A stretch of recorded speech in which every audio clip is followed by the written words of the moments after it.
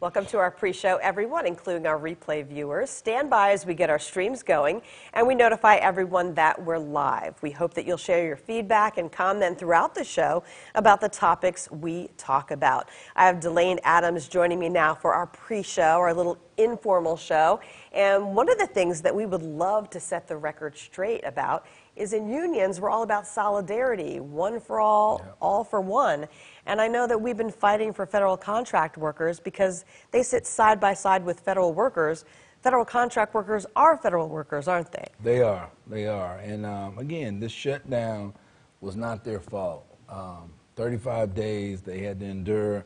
They had to dip into their savings. A study just came out, 26% of workers who suffered during the shutdown, 26% dipped into their savings, depleted their savings, took out loans and did other things that, again, they normally would not do if they were at work. But this shutdown created hardship for many members, including federal contract workers. So, you know, that's why our whole argument is that everyone deserves equal treatment, and federal employees and federal contract workers should get back pay. Federal employees are getting back pay, so contract workers should get back pay too. Right, because they're all federal workers. They're all federal workers. Just some happen to be under a contract. Yes. And when you're hired for a job, usually you're expecting to work that job. You don't expect somebody to say, "Oh, don't come to work today, and by the way, we can't pay you." Yes, yeah. And usually when a lot of people who took this type of job, they took it because it was a reliable job. You know, whether it's an industrial electrician down at Cape Canaveral or someone at the Johnson Space Center or some other site. You know, people decided to take these contracts because it was reliable. It was a reliable job. And so having to go through, 3 shutdowns in the past 12 months, I mean, it was unexpected. And, you know, we need to do the right thing. We hope our senators and congressmen and women do the right thing and support including back pay in the long-term funding deal. Okay, well, it is 3 o'clock, so Activate Live starts now. Activate your voice. Fight for your rights. Speak up. Speak out. We're union and we're proud. Go Union. Live from Maryland, this is Activate Live. Welcome to Activate Live, our weekly show about the Machinists Union, organized labor, and working people. I'm Tanya Hutchins, coming to you live from our headquarters in Upper Marlboro, Maryland. Well, here's Delane Adams now with the latest. Thanks for joining us, Delane. Thank you, Tanya. Glad to see you back. Thank you. I'm sure you did a great job. I was on vacation, so I wasn't able to watch. Yeah, we missed you. It was a short show, but we missed you. But Joe held it down. I'm sure you did fine. So, well, of course, the biggest news that's happening today is that there's an agreement in principle to avoid another government shutdown. But as viewers know, the biggest thing that we're really working on is to make sure that back pay funding is included in any long-term funding agreement. So, so we're still asking people to call their senators and representatives and to see if they can include this in any long-term funding agreement. So we really appreciate people who've sent letters, made phone calls, but we need to keep up the pressure. We should find out something probably today about what type of language is in this long-term funding agreement.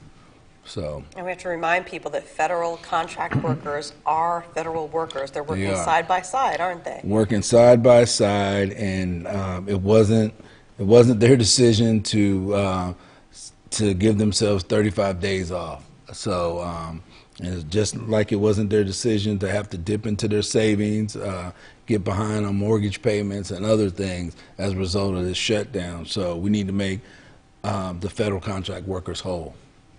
So, okay. Yep. What else you got? Strike. 17 Machinist Union members at Flight Safety Services on McConnell Air Force Base in Wichita, Kansas, began a strike on February 12th. They provide quality air training for Air Force pilots, refuel boom operators, and maintain flight simulators for the Air Force's newest high-tech refuel aircraft, the KC-46 Pegasus, made by our members as well. So You see them standing strong on the strike line. It's cold out there, but they're trying to make sure that there's some fairness in their contract. So And they're good getting a luck lot to of them. support on social media from union members and workers all across the United States and Canada. They are, and I think, you know, that's what's different. You know, you can kind of see that in the past 2 years. There's been a lot of community support, too, for these type of actions. So really appreciate everybody in Wichita who's standing up for these 17 men and women. All right. We have John Lett on the ground there who sent us some of these photos, so I'm sure we'll get more updates. Yeah, you see Brother Blevins on the end there. So, yeah, it's good stuff. So hopefully we get a good outcome. Now, we've had silent protests in the past, haven't we? We have. And today we had another one.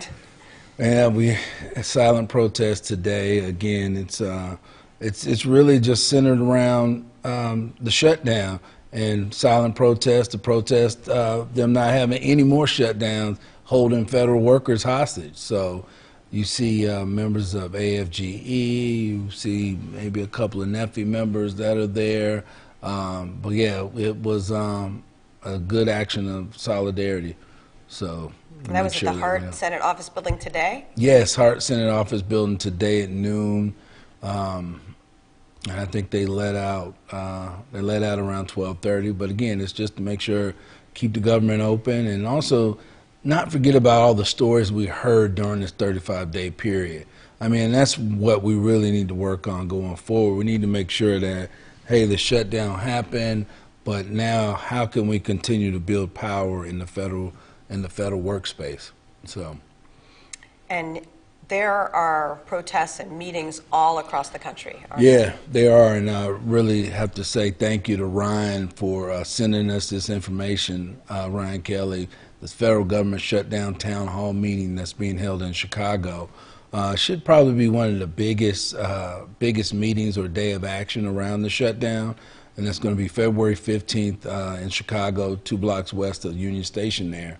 And they're going to have great dialogue to discuss how do we avoid our federal workers being held hostage between elected officials in these discussions. So if you're in the Chicagoland area, February 15th, yes, get out there at noon and show your support. Yes, definitely. So still a lot of work to be done, and like I said, if there's anything that comes out soon, please stay tuned to Twitter, Facebook, YouTube, whatever we need to put out about this shutdown, and hopefully we can get included in this long-term funding agreement.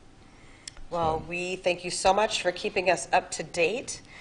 We already have people showing their support on Twitter, and we have I Am District Lodge 70 saying thank you for your support of Local Lodge 708 members working for flight safety services at McConnell Air Force Base. So yeah, thank you, District 70, for all you do. So.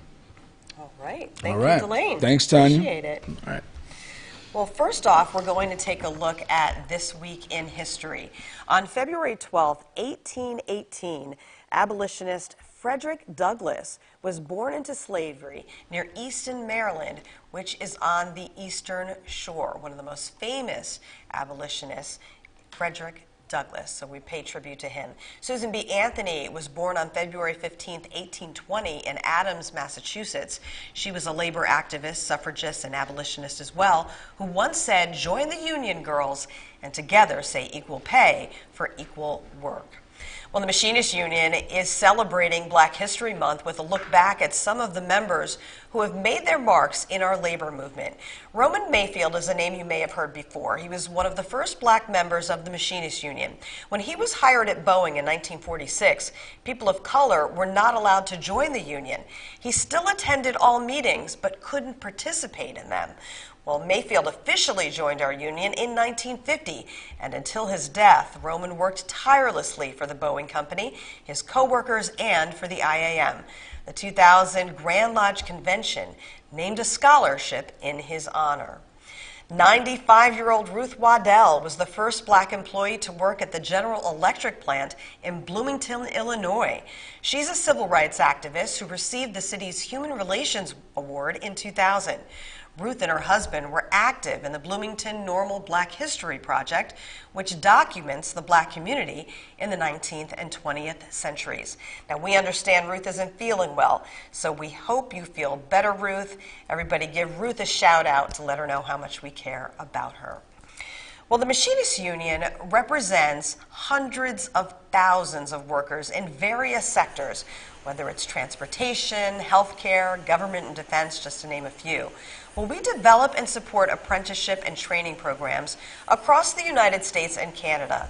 The goals are to increase job security, livable wages, and improved benefits for our members and future generations. Well, one new organization that seeks to involve young people in active community engagement is called Introducing Youth to American Infrastructure, or iyai. It's a nonprofit dedicated to building a 21st century workforce to sustain infrastructure. Well, joining us now is founder and CEO Beverly Scott. Thanks for joining us, Beverly. Tanya, thank you so much. It's a pleasure to join you today. Well, you have more than 30 years experience in the public transportation industry. How inclusive is the industry now compared to when you first entered? Since we are now in the midst of Black History Month, I thought I'd ask you that first. Tanya, you are so kind to say 30, because I tell you, I feel like I'm knocking down 40 pretty soon. But it has changed a lot, okay. But we still have so much work to do. But I will tell you, I can't begin to tell you what it was like. I actually started in transportation back in 1977, and so I can't begin to tell you how lonely it was, okay, how isolated in many respects that you felt, particularly being a person of color and a woman, okay. Those were, there were a lot of barriers, and so things have improved, but once again, I say we have a long way to go. You go in most of our organizations, you go on shop floors and stuff, and you see whether it's maintenance, facilities, whatever, that you still see a lot of improvement that can take place. And you go in these boardrooms, okay, and in many management offices as well. And so I say this stuff is not difficult. You know what when you see it, okay, and everybody knows that we've got more work to be done. Let me ask you and this. That's the reason for iyai. Mm-hmm. Everyone has obstacles that they deal with on the job. When you think back to that time when you first entered the industry and you said that it was lonely, what was it that really got you through those moments?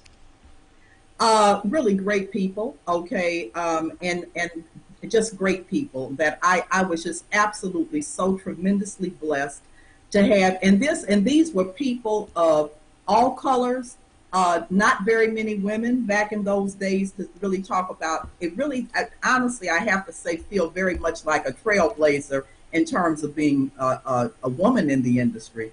But I had, oh my God, I had people who would do things like, Bev, you really need to come and see, get down here, understand what we're talking about with these trunnions and these A-frames and all of that. So I had just a lot of what I just call really good people who saw someone who was a young person who wanted to understand and know. And I tell you from the very beginning, having the sense, okay, to know to keep myself from just being in an office, but to actually get out and to get a real sense of what it is that we do on a day-to-day basis has honestly been the magic for me. I tell people all the time, I'm a bit of a charlatan. I have been in the world of public transportation for almost 40 years, but honestly, what I have been blessed to do is to be in the business of community building, okay? And that is literally the magic that every one of these infrastructure positions, manufacturing, transportation, electric sector, water sector, that's the magic that we bring to the table. And that's what I believe sincerely we need to begin positioning more, so that certainly young people can begin to understand more about who we really are, okay? And so I'll just keep on preaching and won't stop, so you have to shut me up. Well, I want people to know that you do have a relationship and a past relationship with the IAM because you've had a management role in dealing with the IAM. What was that relationship like? Oh, it was, and you know what, always very, very professional. I've learned so much. We were laughing before the show. How many bargaining tables have I been in through the years? And, you know, just I've always, with IAM and quite candidly with labor across the board, there's sometimes you're not going to agree, but when you come at things with you never do as people always agree on everything. But when you really have common goals and objectives, you can get there, okay? And so my relationship with IAM and quite candidly with organized labor across the board has always been a very, very good one. I'm not going to say the wimpy words like cordial.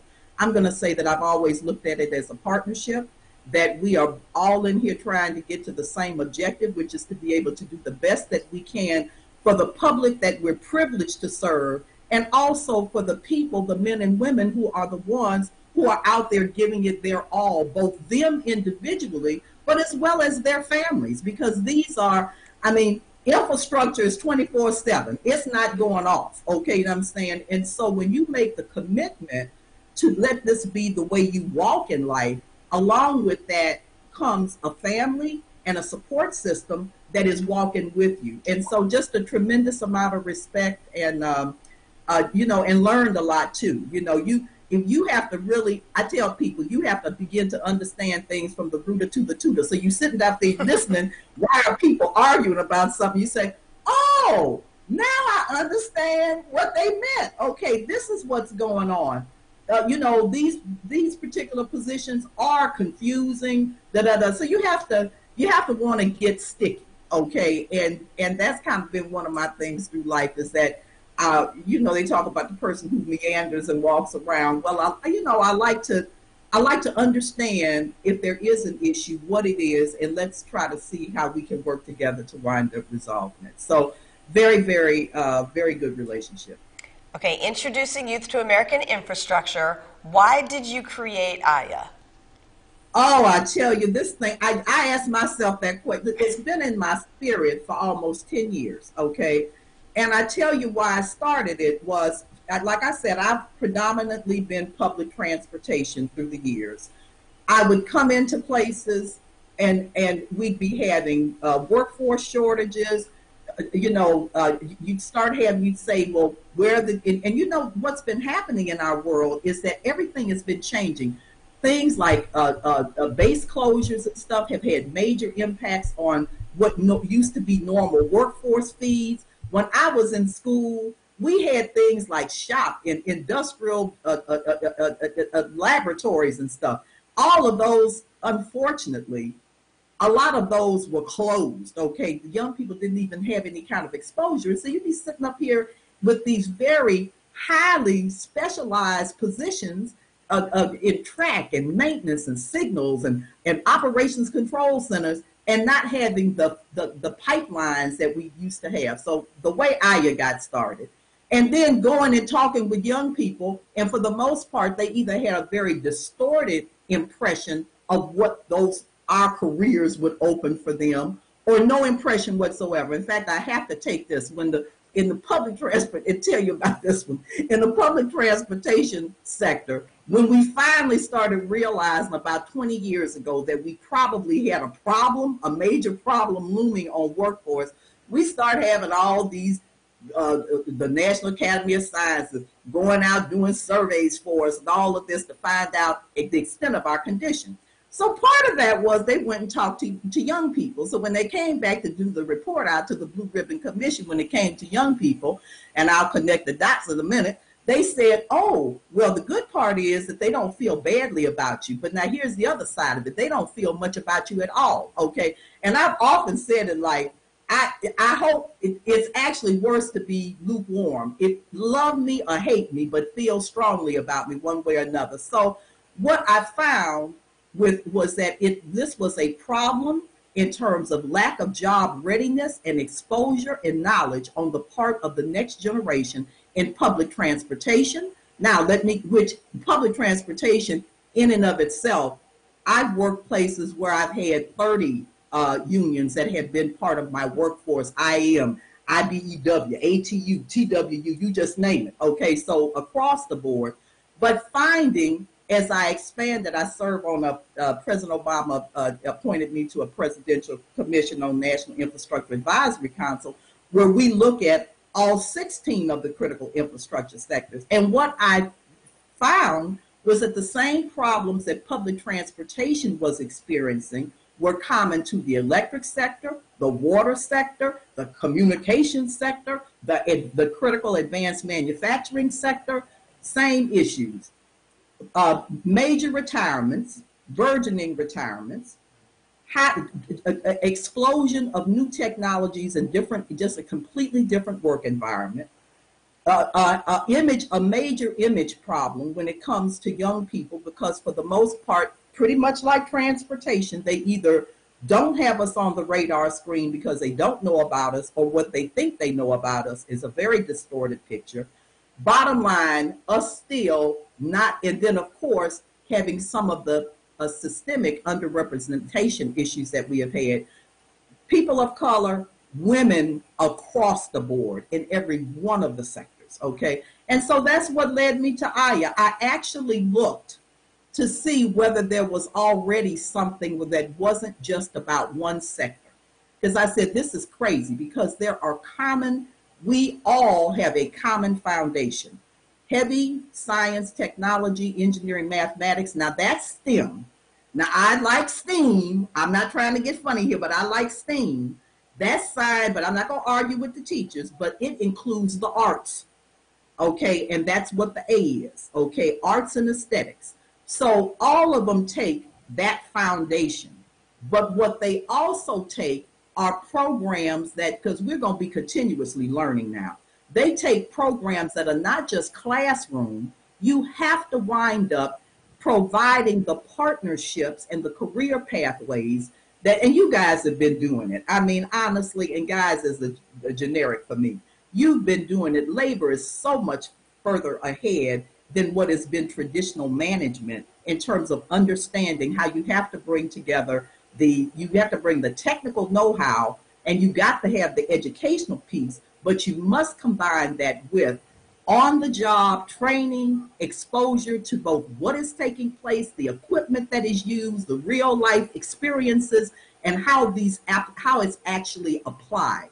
That has to be part of the development to really wind up being able to get someone who is truly job ready. You can't just do it out of just a classroom experience. And this takes partnerships and it takes collaboration. Beverly? What iyai is saying is that you don't have to be a one-trick pony, okay? We can be exposing young people to a broader world of infrastructure, because foundationally, they're all the same. Now, you will choose to specialize as you go through your life. But in the very beginning, we can be talking about infrastructure. We can be exposing you to the fact that could lead to water. It could lead to transportation. It could lead to power, electricity.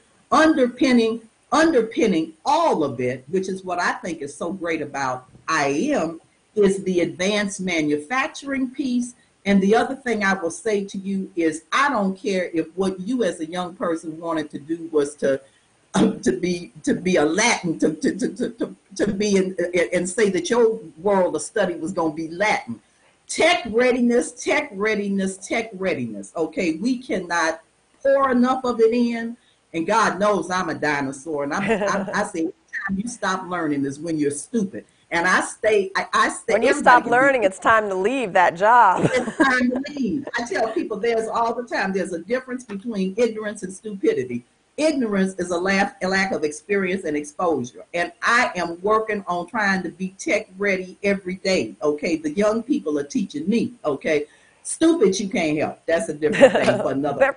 Beverly, let's go through each sector one at a time. Which sector would you like to start with? Well, I tell you what, whichever one you want to go ahead and bring up, I usually always go on. You know me. We're transportation union. So tell us a little bit about some of these challenges that the transportation sector deals with. So what I wanted to do in each of these more as a takeaway, and I tried to give the citations because there's so much written stuff out there, but when we look at the transportation sector, is that it's just a problem. Okay, I've said that when we've done our projections on it, that we will wind up needing the needs that we have in terms of where the workforce is and what we're going to wind up needing over the next 10 years. It's just a gulf. It's like a chasm. Okay. And in the world of training, we've had projections as much as like, my God, guys, you need training above and beyond everything that you're providing now. And the other thing that I really focus on is that most of our positions are frontline positions, okay? And this is one thing when you're talking with young people, with anybody, is that yes, we're like little cities. There are office positions. I mean, we have everything. We got doctors, we got nurses, we got lawyers, we got planners, we got this. But our front line, the people that are actually the ones that are responsible directly for making sure that train moves, that bus operates, that whatever, that's the bulk of the positions in our sector. And that is where we must focus our effort, okay? In the transit side of the world, when you look at the workforce, our workforce is decidedly much older than when you look at the typical U.S. statistics, okay? When you look at the jobs where we say these are the ones that are really going to be, that we're projecting out are really going to have major demands, operators across all of our maintenance and facilities areas. I don't even need to tell you what's happening in terms of the explosion of new technologies. We gonna all be learning for life, okay? And I'm saying, because you can't hardly order one thing and it's got one set of stuff. If you order the same thing 2 years later, you can be assured that there have been major technological upgrades that have taken place. But those, and then you can see it, the projected annual openings are 68% larger than what we know ourselves for what we've got in pipelines currently are there, ready to be able to try to fill these positions. So that's what transport looks like. So does that mean that we don't have enough graduates going in to be able to fill these positions? You got it. Okay. And then when I made the point about one of the things that transportation did, and I'm sure we're not unique, that's why there's a lot of, when I made an earlier point about base closures and stuff, there were many times that what wound up happening, and it kind of made us lazy on the recruitment, on the development side, because coming out of military, those were really people that came out that they had tremendous background they got in the military, logistics, and those, as you began to get in certainly some markets, major base closures, those had been somewhat natural feeds in many respects into our transportation areas, particularly in the maintenance areas, facilities areas, logistics, material, inventory control, all of that. And so particularly in some markets, those closures really wound up having a real compounding effect for us, if you will, in terms of looking at that pipeline. But I'll say this, Tanya, the biggest thing that happened to us, and it's not just us, it's all of us. I don't think we did in the United States, it wasn't like, I think we went out intentionally. We were becoming affluent, all of that. And so when we made the shift, everybody go to college. We're going to become the thinking group, okay, not doing, okay. We close shop, industrial learning in the school. We basically downvalued apprenticeship programs. Psychologically, there became a thing that was like, well, we don't work with our hands, we work with our heads. Well, I can tell you one thing, it don't take a mental giant. You can think with your head all you want, but if you at the end of the day do not have the means to be able to produce what you are thinking of, you will never control it.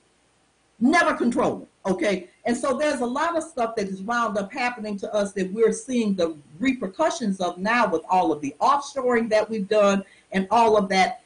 People individually and companies were making decisions that individually made sense for them. But when you step back and see what the collective impact has been on us as the United States, it's been devastating, okay? And so all I say about that, okay, we did it. But now we know better and we need to do better, okay? And so along with that has to become this thing, and you see it coming back in new generations and stuff. We see new apprenticeships coming back. That's what I'm talking about, these new apprenticeship programs. And you see young people that really see a fulfillment. You see them out there. My son, I grew up in Cleveland, Ohio. I've lived typically East Coast, my big cities. My son has turned into Paul Bunyan. Okay, you know what I'm saying? He's got a garden. He and his family have garden. It's wonderful. He didn't get it. He did not get it from me. The point I'm saying is that this whole, it's a change as well that we're taking in terms of we've got an opportunity to be able to help think and redo some of this stuff so that we don't say, well, working with your hands, that's below me. Okay, you know what I'm saying? This psychologically, we just need to do a lot of readjusting, if you will. So I just say, I say that it's and the other thing I think that is critical for these careers, which is behind me with iyai, because iyai has a plus in it. Yes, what does that plus stand for? Let me tell you what that Introducing Youth to American Infrastructure Plus is. I want the young people that have an opportunity to be part of an iyai experience. And iyai doesn't have any particular magic sauce. Communities are doing it themselves. We're helping to bring tools and perspectives and help you to be able to kind of bring this thinking to it. But the plus is around this. It is around values and outcomes.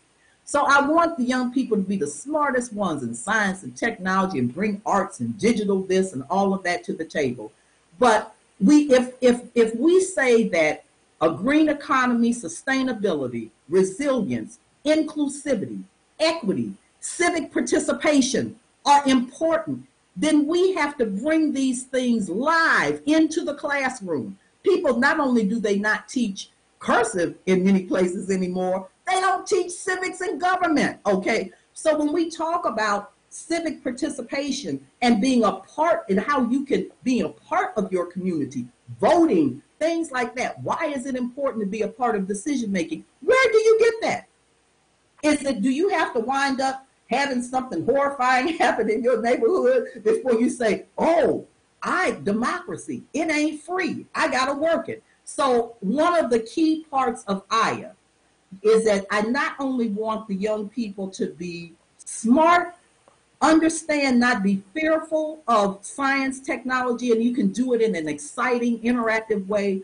but at the base of it, I want them also to wind up getting infused, mentoring, exposures to all of these things. If we say these things are important, then they need to be a part of the actual classroom experiences. So I'm not talking about just the typical classroom. I want young people that are involved, and this is not just iyai. There are programs that are, most of this in piece with iyai is connecting dots. One of my frustrations as I've worked in 9 places in markets across the country is that there were always good programs in local areas. My frustration was that they were not connected. So I'd have a wonderful program going here in New York. They were doing great things. I moved to an Atlanta. You get somebody who's got a great idea. They're not even aware that 40 other places, there are people who have been working on some of these things. You don't have to go recreate an electromechanical technical from scratch. You don't have to wind up doing this. You could talk to these people. You could network. You will customize as you see fit for your particular situation and market, but understand the fact that there are others that are out there and you can learn, develop it together. So that's in its first instance, really, iyai is very much a network, okay? And like I say, that there are many good examples all over the place. The frustration is that within our sectors, we're very siloed, and across the sectors, we're very siloed. So who are the young people? Who are the young people that you are really trying to target? So the primary focus, I love young people across the board, but I'm real clear, okay? Folks who have been underrepresented in these careers is my target, okay? And so this is largely young people of color, low income, and women across the board, okay? These have been those who have typically been underrepresented across the sectors. And every single one, this is not Bev just picking out and being inflammatory or whatever. I just keep it real, okay? And every single one of the sectors themselves know quite candidly that we have a major gender gap, and we have to not just, and there's been a lot of progress, but there's a lot more progress that needs to be done, and that is from the boardroom to the C-suite to the floor and the shop and everywhere in between, okay? And so that's one piece of it, and then still many places, okay, underrepresentation in terms of people of color, and a lot of that. And let's face it, labor, like we say, we all know better. We got to do better, okay? Labor had its challenges through these through the years in these areas too. Been a lot of major changes that have taken place, but we got to make sure that we open up and that we make things as inclusive as possible for everybody. And that, when we lift the key to American competitiveness, is that when we can honestly say that we have achieved shared prosperity. I got no problem with understanding that there are going to be some people at the top of the hill, but everybody is supposed to be able to go up that hill and be on the hill. And right now, that is not the condition, okay? And so that's the focus, and I say that it's very intentional about I said in the beginning, I have been blessed to be in the business of community building. Well, Beverly, we have a large community, and we want to give you a chance. What is your advice for workers and organizations that want to support your work? What I would tell you is, one, just all you have to do is just contact us, and we're going to put all the wwws up. And all you have to do is contact us. It costs nothing to be a part of the network, okay? And working together, if there's anything that we can do that just simply helps you to connect with something that you're already working on, or you say, look, you know what, we want to be able to share with other people, that is a very first step for us, is what we're interested in having happen. So if you have an interest, and you say, look, well, we're already doing X, Y, Z in our community, and we'd like to be able, we want people to know about it. Or conversely, you say, well, look, we've been trying to come up with whatever. Do you have any ideas? Are you aware of anybody that could wind up being helpful? Then we'd like to be able to have that dialogue coming back and forth. So like I say in the very beginning, just being part of the network and being part of sharing what you're doing or what your interests are is where we start, and then we take it from there. So that's what it is, and it's thank you. And it's just I've been so tremendously blessed through the years that to have been in the transportation field and to have the opportunity to see what a difference. Just close your eyes for a minute and think about, if we did not have manufacturing, if we did not have the water sector, if we didn't have transportation, if we didn't have the power sector, what would the world look like? And so what we're trying to do to young people is reposition how they think, because this, when you think of it that way, you say, my God, I can be involved in careers that wind up I can make a difference. I can decide where that street goes. I can decide where that curb cut goes. I can decide where that power line is. I can decide in terms of the quality of the water that we have. When you make it that they can think that way, then it changes the interest in why I would want to be a part of these careers to begin with, okay? And that, I say, is the magic at the end of the day that we want to wind up bringing into neighborhoods and into classrooms. Well, Beverly, one last question. You're a board member of the Transportation Learning Center, and the IAM is involved in that as well. Can you just briefly tell us what that entails for you? What that is I'm one of the founding board members, and 15 is, Transportation Learning Center is now 16 years old, okay? And it is the only transportation labor management consortium on training in the country, okay? I have been honored to be able to sit at the table during my active time as a board member, and now I'm a senior advisor with the center. And we work in every single area of transportation on skills building and have really wound up with tremendous, and this is labor and management together. That is our motto, is that, we have done a new curriculum on signals, on elevator escalators, all of this done absolutely. Labor top leaders as well as management top leaders have sat at the table, because if there is anything that we can be aligned on, it is the importance and the criticality of our workforce.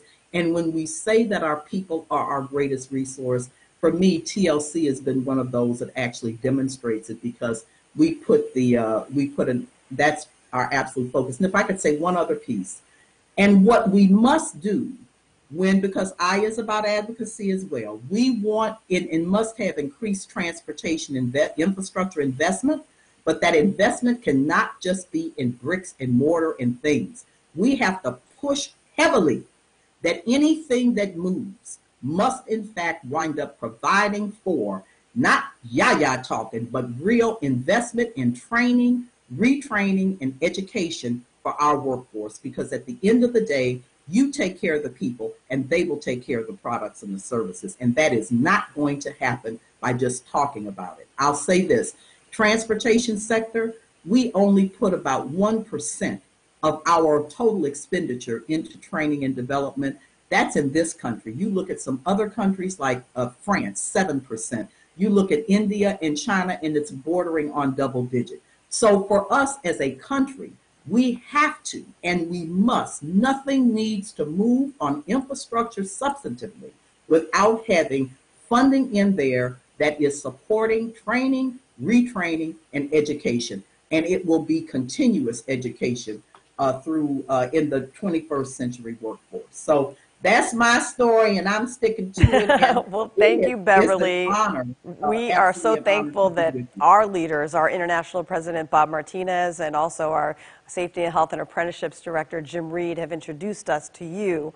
So we really appreciate you taking out the time today to talk to us about all of the sectors, including transportation. Thank you so much. It's been just an honor. Thank you. And if you would like more information on introducing youth to American infrastructure, just visit the website iyai.org. That's iyai.org. And you can join the conversation as well. So let us know what you think about the future of infrastructure and job prospects for the next generation of workers by commenting on this video. We have people commenting already. We have the members of Local Lodge 1725 saying solidarity to all our brothers and sisters. So thank you for that comment. Zita Hildebrand saying snowy greetings from Local 2797. Thank you, Zita. And stay safe in that snow. Union Labor News is saying the best weekly labor show. Machinists, keep up the good program stories. We always enjoy watching. Thank you so much, Union Labor News. You're putting out some good news there as well, and we thank you for sharing it. Rosie Machinist 751 saying love her passion. Yes, Dr. Beverly Scott is very passionate. We love that about her too. You need that passion to get more apprenticeships and training programs out there, so we're glad that she's fighting for it. Dave Lehive saying great information. Thank you, sister. So you're getting a lot of support out there, Dr. Beverly Scott. Just go to the website for Introducing Youth to American Infrastructure for more information. We also like to hear from you watching at home. Even if you're watching during the replay, you can still comment. Well, here is what is happening ahead on the Machinist Union's calendar of events. So grab a pen or pencil if you need to. You look at our registrations that are due. They're due March 8th for the Basic Communicators class at the William Whipplesinger Education and Technology Center. IAM members have until March 11th, which is my birthday, by the way, to sign up for the Retirees Education and Strategy and the Young Workers Strategy. For more information, visit the website, wimpesinger.iamaw.org. As far as our meetings that are coming up, upcoming state council meetings include the Indiana meeting in Indianapolis, starting February 19th. Illinois' meeting starts the next day, February 20th, in Springfield, along with New Mexico, which meets in Santa Fe. Nebraska's meeting is February 24th in Lincoln. The Georgia State Council of Machinists wraps up its meeting today. General Secretary Treasurer Dora Cervantes and General Vice President Ricky Wallace both spoke at that meeting. And you still have time to submit your pictures of IAM members in the workplace, at a union function, or performing community service for a chance to win a cash prize and have your photo featured in the 2020 IAM calendar. The entry deadline is April 1st, which is also the deadline for the newsletter and website contest, so get those entries in as soon as you can. The Women's Conference is coming up April 3rd to the 6th in Las Vegas, Nevada.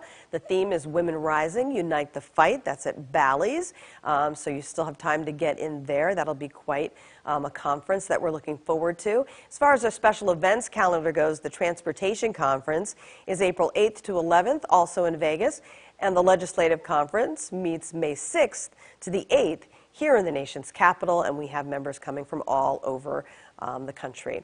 Communications Conference is happening in Vegas in June. That's June 4th to the 6th at Planet Hollywood, where you learn how to activate your voice. That's the first Communications Conference a few years ago. We came up with this theme of voice activation, and that's why we named this show Activate Live, because we want people to activate their voices. So those are all of the events that you can look forward to. You can always sign up for iMail, which is our twice weekly iMail newsletter that you get in your news inbox, and you can get the latest news and updates there. So we had a lot for you today. We hope you enjoyed it. That is it for this episode of Activate Live. Next Wednesday, we'll have an update on back pay for federal contract workers. We'll also speak with Chris Garlock of the Metro Washington Labor Council about labor film festivals. They happen all over the country.